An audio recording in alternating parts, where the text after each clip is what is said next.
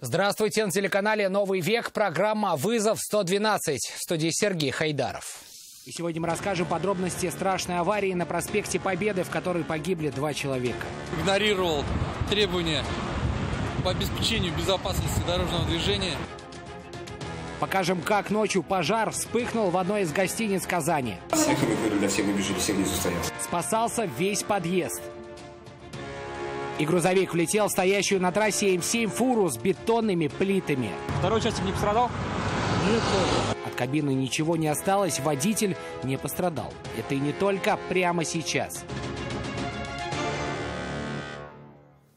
Момент смертельной аварии, произошедшей на проспекте Победы, попал в объектив видеорегистратора. Напомним, накануне днем Audi A4, в которой находились 3 человека, на большой скорости врезался в бетонное ограждение подземного пешеходного перехода. Именно оно и спасло людей, стоящих в этот момент на трамвайной остановке. Водитель и пассажир погибли на месте. Женщину с тяжелыми травмами госпитализировали. Салат Мухаммадуллин продолжит.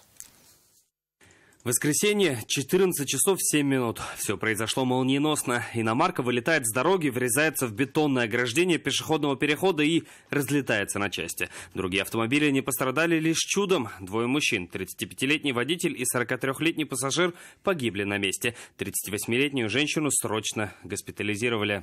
У нее перелом ребер со 2 по 11 состояние удовлетворительное. Пока показаний она по случившемуся не дала. Как видно на записи с регистратора, иномарку никто не подрезал. Дорога была свободная. По предварительным оценкам двигалась иномарка со скоростью около 140 км в час. Предварительно установлено, что водителем автомобиля Audi A4 нарушены требования 2.1.2 и 10.1 правил дорожного движения. Управлял автомобилем пассажир, которого был не пристегнут ремнями безопасности, игнорировал требования по обеспечению безопасности дорожного движения, не выбрал скорость, обеспечивающую возможность постоянного контроля за движением автомобиля, вылетел с проезжей части и произошел наезд на бетонное ограждение. В ходе проверки будет установлено, в каком состоянии были водители и пассажиры. Очевидцы говорят, что из машины шел запах алкоголя. Проверят автоинспекторы и состояние дорожного полотна. Соответствует ли оно существующим нормативам? Колея на проезжей части могла быть сопутствующим этой аварии фактором. Салават Мухаммадуллин, Наиль Абдуллин. Вызов 112. Хотел извиниться, но было слишком поздно. Сегодня в Приволжском районном суде 46-летний Артур Смирнов, обвиняемый в смертельном наезде на 18-летнюю девушку, пытался принести извинения ее родственникам. Вину мужчина признал только после старта процесса. До этого уверял, не знал, что сбил человека. Айрат Назипов увидел, что вышло из попытки мужчины попросить прощения у родителей девушки. Хотел извиниться перед потерпевшим. Это можно было когда делать, олень? Я мог, я бы раньше извинился. Попытка Артура Смирнова извиниться перед родственниками погибшей девушки спровоцировала перепалку прямо во время заседания. Близкие Алины не приняли извинения от подсудимого, посчитав их слишком запоздалыми. Сам же мужчина признал вину на суде, но от показаний предпочел отказаться. Вину признать в полном объеме. А желаете ли в дальнейшем давать показания по приказанному обвинению? Если возможно, по 51 статье. Первой допросили маму погибшей девушки. В тот роковой день женщина находилась в Нижнекамске. Узнав трагичные новости, она тут же отправилась в Казань, в надежде на то, что дочь все еще жива.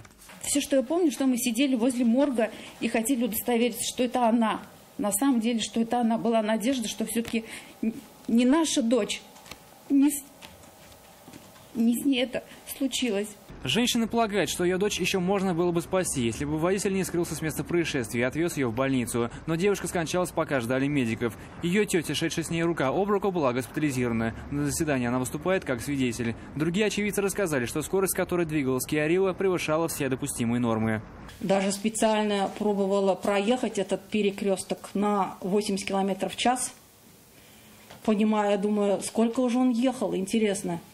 Ну там 80, там даже больше было. В день задержания Артур Смирнов говорил о том, что ему стало плохо, и о столкновении он ничего не помнил. Тогда же он обратился в больницу. Сейчас в отношении мужчины возбуждено уголовное дело по статье «Нарушение правил дорожного движения, повлекшее по неосторожности смерть человека».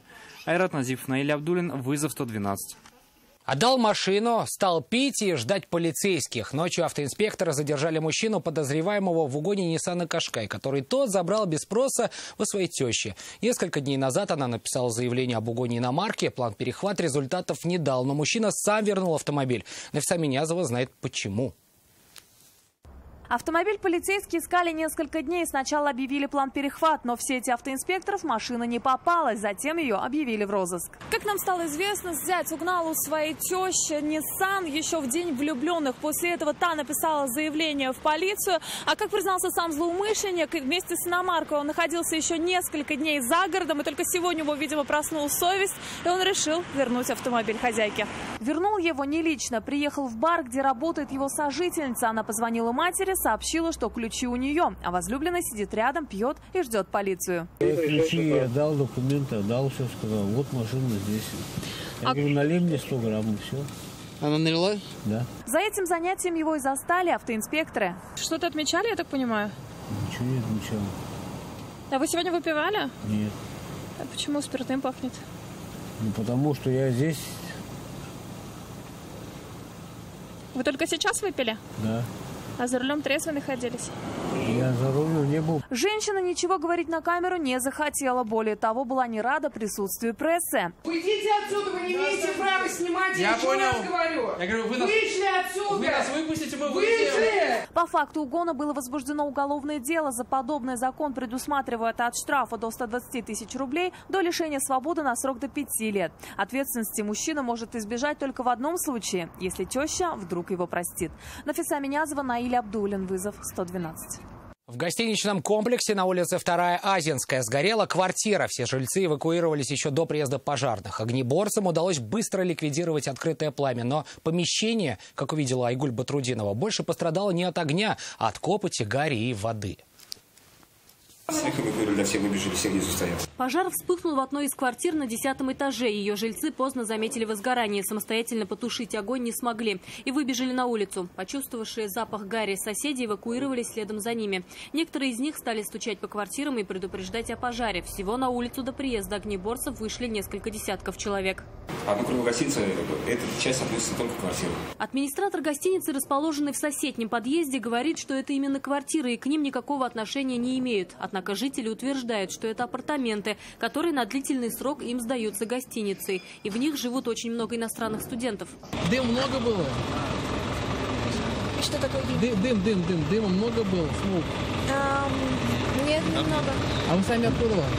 Из Калюги. В происшествии никто не пострадал, площадь пожара составила около 4 квадратных метров, из-за чего вспыхнул огонь, еще только предстоит выяснить пожарным дознавателям. Айгуль Батрудинова, Нафиса Минязова, Наиль Абдуллин, вызов 112. В Альметьевске спасатели освободили мальчика, застрявшего рукой в горячей батарее. Инцидент произошел в квартире дома по улице Белоглазова. За помощью обратилась мать ребенка. Она сообщила, что сын не может вытащить руку. Приехавшие на место спасатели с помощью шансового инструмента освободили мальчика и передали его матери. Пострадавших нет.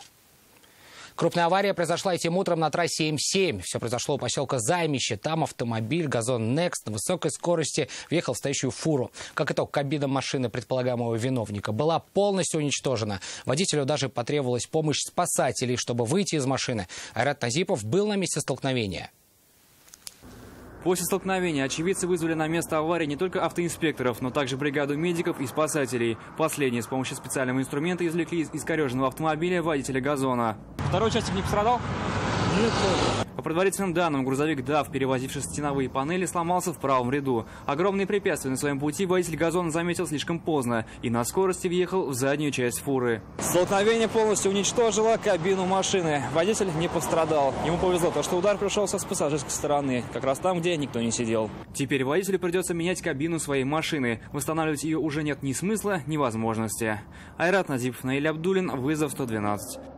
Это все, о чем мы успели вам рассказать. Обо всех происшествиях вы можете сообщать нам по телефону 570 50 50 или на мобильный 898 69 112 112. Это можно сделать и в наших группах, в социальных сетях. Туда же можно присылать и снятое вами видео. В студии был Сергей Хайдаров. До встречи. И не бросайте вызов судьбе. Вдруг она его примет.